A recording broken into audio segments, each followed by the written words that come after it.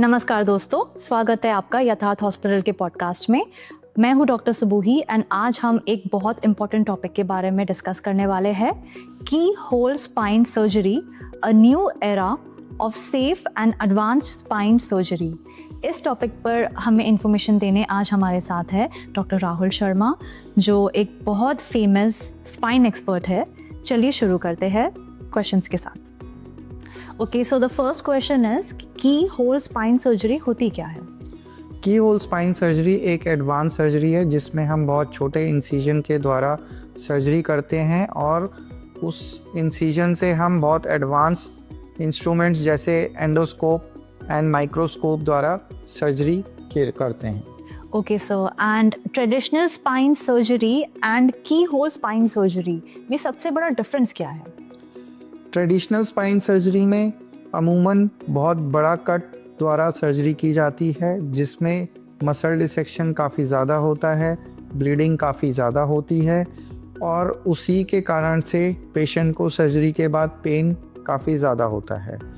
बनिस्बत की whole spine surgery में बहुत छोटी इंसिजन से हम सर्जरी करते हैं एडवांस इंस्ट्रूमेंट द्वारा, उसके कारण मसल डिसेक्शन बहुत कम होता है, ब्लीडिंग बहुत कम होती है और ऑपरेशन के बाद पेशेंट को पेन बहुत कम होता है जिससे उसकी बहुत जल्दी रिकवरी होती है। डेफिनेटली सर, एंड ये सर्जरी किन पेशेंट्स के लिए सबसे ज़्यादा बेनिफिशियल है? ये सर्जरी स्पाइन केसेस में स्लिप डिस्क और स्पाइनल स्टेनोसिस जैसी कंडीशंस में काफ़ी सक्सेसफुल है। ओके सर, ऐसा अक्सर देखा जाता है कि कुछ भारी सामान उठा लिया या सडनली पेन स्टार्ट हो जाता है, बैक पेन स्टार्ट हो जाता है सर। तो ये जो कंप्लेंट्स आते हैं, ऐसे केसेस में कैसे डिसाइड करें कि सर्जरी की ज़रूरत है या नहीं? सबसे पहले किसी को भी इस प्रकार की शिकायत हो तो वो हमें आके कंसल्ट करे।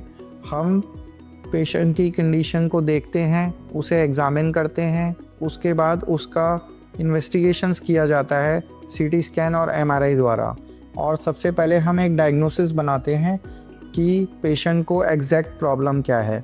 उसी के बाद हम आगे ट्रीटमेंट ऑप्शंस डिसाइड करते हैं। इनिशियली हम हर पेशेंट को कंजर्वेटिव थेरेपी देते हैं दवाइयों के द्वारा और फिजियोथेरेपी के द्वारा, लेकिन अगर किसी पेशेंट को जो है नेफिसिट्स हैं, जैसे कि पैरों में सुन्नपना, पैरों में कमज़ोरी या फिर लैट्रिन पेशाब में दिक्कत आना, या फिर जो हमने कंजर्वेटिव ट्रीटमेंट दिया है पेशेंट्स को 2 या 3 महीने का, उससे अगर पेशेंट्स को आराम नहीं आता, इन केसेस में हमें आगे सर्जरी के लिए ऑप्शंस देते हैं। Okay sir, definitely. एंड की होल स्पाइन सर्जरी के क्या क्या मेजर एडवांटेजेस होते हैं? सबसे मेजर एडवांटेज जो है वो एक बहुत ही छोटी इंसिजन द्वारा सर्जरी की जाती है। इससे पेशेंट की बहुत जल्दी रिकवरी होती है। ऑपरेशन के बाद हम पेशेंट को जो है नेक्स्ट डे ही चला देते हैं और पेशेंट बहुत जल्दी अपना रूटीन नॉर्मल एक्टिविटीज़ में आ जाते हैं। ओके सर, सो ये जो सर्जरी होती है सर, ये हर एज ग्रुप के लिए सेफ़ है?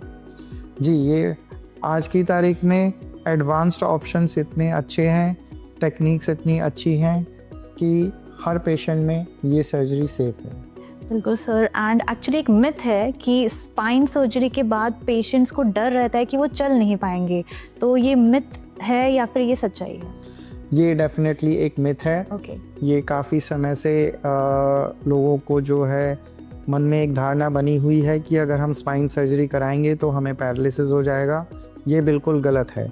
जैसे कि मैंने बताया, आज की तारीख में बहुत एडवांस ट्रीटमेंट ऑप्शंस अवेलेबल हैं, जैसे कि स्पाइन एंडोस्कोप्स, हाई एंड माइक्रोस्कोप्स, जिनकी मदद से हम बहुत सेफली सर्जरी करते हैं।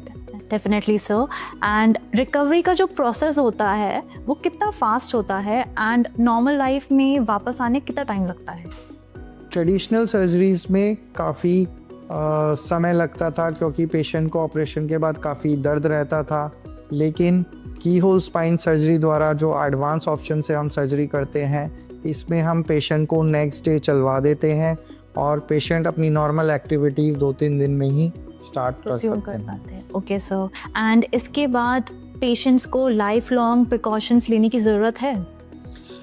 डेफिनेटली हमें हर किसी को स्पाइन से रिलेटेड जिनको भी प्रॉब्लम होती है एक बेसिक प्रिकॉशंस लेनी चाहिए, जैसे कि सही ढंग से वज़न उठाना, सडनली आगे झुक के कोई चीज़ें नहीं उठानी। नेक्स्ट स्टेप ये है कि हमें रेगुलर एक्सरसाइज करनी चाहिए, अच्छी डाइट लेनी चाहिए, स्मोकिंग अवॉइड करनी चाहिए और अल्कोहल कंजम्पशन भी अवॉइड करना चाहिए, जिससे कि हमारी स्पाइन हेल्थ बनी रहे।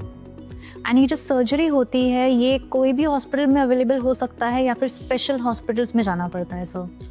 ये जो सर्जरी है, जैसे कि मैंने आपको बताया, बहुत हाई एंड एडवांस्ड इंस्ट्रूमेंट्स द्वारा होती है, जैसे कि एंडोस्कोप्स एंड माइक्रोस्कोप्स, जो कि स्पेशलाइज्ड हॉस्पिटल्स में ही अवेलेबल हैं।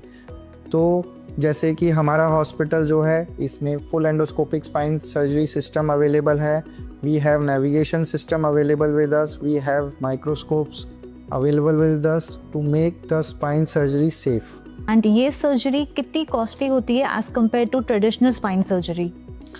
बहुत ज़्यादा फ़र्क नहीं आता, हाँ थोड़ा बहुत कॉस्ट का फ़र्क है। थोड़ी ये ओपन सर्जरी से स्लाइटली कॉस्टली होती है क्योंकि इंस्ट्रूमेंट कॉस्ट भी इंक्लूड होता है इसके अंदर, तो लेकिन बहुत ज़्यादा कॉस्ट में डिफरेंस नहीं आता। Okay sir, definitely. एंड अगर टाइमली सर्जरी नहीं कराते हैं तो क्या कॉम्प्लिकेशंस आ सकते हैं?